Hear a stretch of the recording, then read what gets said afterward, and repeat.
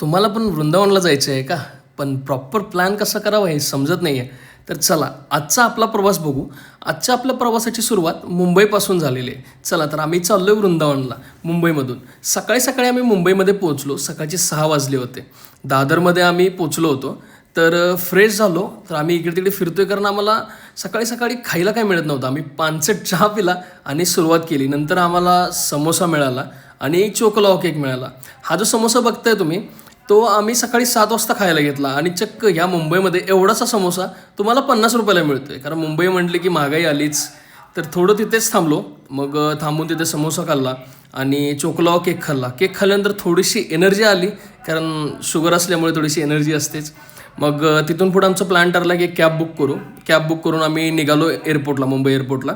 तर बायकोचं कसं असतं, जाईल तिथे झोप, त्यामुळं तिला काही पण विचारत ती म्हणते की माझी झोप नाही पूर्ण झाली हो. मग शेवटी फायनली आम्ही एअरपोर्टला पोचलो. मग मी म्हटलं तिला की हात सोडून कुठे नको जाऊ, कारण माझी एकुलती एक लाडाची बायको आहेस तू. मग आलो फायनली एअरपोर्टवर. 2 वर्षानंतर आलो होतो आम्ही एअरपोर्टला. एअरपोर्टला बरेच चेंजेस दिसत होते. इकडून तिकडचं चेंज झालं होतं. बऱ्याच क्लिनलीनेस वगैरे सगळ्याच गोष्टी चांगल्या होत्या आत्तापर्यंतच्या तिथल्या. मग बोर्डिंग पास काढून आम्ही आतमध्ये गेलो. आतमध्ये इकडे इकडे बघत होतो. जे नीट आणि क्लीन सगळ्या गोष्टी कशा कशा व्यवस्थित होत्या त्या सगळ्या एअरपोर्टवरील गोष्टी आम्ही बघितल्या. मग तिथून बायकोला बोललो की राघव चड्डानी इथे असं इथे पॉलिटिशियन आहेत, त्यांनी एअरपोर्टला चहा 10 रुपयाला आणि समोसा 15 रुपयाला मिळतो. तर ती पण शोधायला लागली, पण फायनली आम्हाला काही ते सापडलं नाही. पण ठीक आहे, चालायचं. असं करत करत आम्ही मग पुढे आतमध्ये घेतलो. बोर्डिंग पास वगैरे झाला होता आपला सगळा, त्यामुळे काही टेन्शन नव्हतं. आतमध्ये आम्ही जाऊन बसलो होतो. आम्ही त्यात आता कसं इकडे तिकडे बघणं, एअरपोर्टवर फिरणं, कारण ॲक्च्युली त्यात एक धप्पा दिला होता आम्हाला फ्लाईटवाल्यांनी. कारण ऑलमोस्ट फ्लाईट आमची झाली होती 2 तास लेट. मग करणार काय, थोडंसं स्वतःचं इंट्रोडक्शन देत इकडे तिकडे बघत बघत चालत चालत चल इकडे फिरू तिकडे फिरू काय मिळते. मग आम्ही कॉफी पण घेतली. ऑलमोस्ट कॉफी 200 रुपयाची कॉफी आम्ही तिथे पिली. एअरपोर्ट असं चांगलं होतं असं बघायला, कारण तिथे आता आमची फ्लाईट लागली होती तशी पण. मग तर तुम्हाला आता ॲक्च्युअलमध्ये प्रवास कसा काय करायचा आहे तुम्हाला थोडीशी इन्फॉर्मेशन सांगतो. तर तुम्हाला मुंबईमधून आग्राची फ्लाईट असेल, ती तुम्हाला ऑलमोस्ट कॉस्ट बसेल 6,000 रुपये. जर तुम्ही एक महिनाभर अगोदर जर बुकिंग केलं तर 6,000 रुपयेपर्यंत तुम्हाला मिळेल पर पर्सन, बोलतोय बरं का.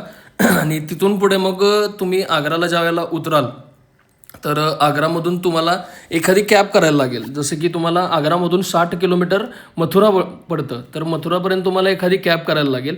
आणि कॅबमधून तुम्हाला तिथून 12 किलोमीटर, म्हणजे ज्यावेळेला मथुराला उतराल त्यावेळेला तिथून तुम्हाला 12 किलोमीटर वृंदावन राहील. आणि वृंदावन 12 किलोमीटर राहिल्यामुळे तुम्हाला तिथे एक ई रिक्षा भेटेल. ती तुमचे एक 100 रुपये घेईल. तर ई रिक्षा करून तुम्हाला वृंदावनला पोहोचायचं आहे. आणि वृंदावनला पोहोचल्यानंतर तुम्हाला माहीतच आहे किती खुशी असणार आहे तुम्हाला, कारण तिथं वृंदावन म्हटलं प्रेमानंद महाराज, राधाकृष्ण, राधा वल्लभ, राधारमण मंदिर, घाट वगैरे आहेत. तर बऱ्याच गोष्टी अशा तिथे पाहण्यासारख्या आहेत, कारण श्रीकृष्ण तिथंच होते, तिथंच राहिले होते. पण तुम्हाला इथं जाताना एक काळजी घ्यावी लागेल, कारण इथं हॉर्न खूप मारतात. तर तुम्हाला इरिटेट व्हायची शक्यता खूप जास्त आहे. या ट्रॅफिकचा आवाज म्हटलं की आपल्याला खूप इरिटेट होणार आहे. पण ठीक आहे, अगोदर जर तुम्हाला जर सुरुवात असेल हॉर्न ऐकायची तर तुम्हाला तिथे काहीच वाटणार नाही आहे. मग त्याच्यानंतर वृंदावनला गेल्यानंतर तुम्हाला सगळ्यात मेजर थिंग असेल की हॉटेल चांगलं मिळेल का. तर हॉटेलसाठी आम्ही एक हॉटेल बुक केलं होतं. ते हॉटेलचं नाव तुम्हाला मी पुढच्या व्हिडिओमध्ये सांगेल. जसं जसं आपण वृंदावनमध्ये एंट्री करतो तसं आमचा तर आनंद गगनात मावत नव्हता. हे बाकी बिहारी मंदिर वगैरे दाखवतं 2 किलोमीटर 2.5 किलोमीटरवर. आणि तिथून पुढचा प्रवास आमचा खूप चांगला झाला होता, कारण आम्हाला सगळ्यात बेस्ट म्हणजे अशा ठिकाणी हॉटेल मिळालं होतं. तिथून आम्हाला डाव्या साईडला गेलं तर 2 ते 2.5 किलोमीटरपर्यंत सगळं दर्शन मिळत होतं.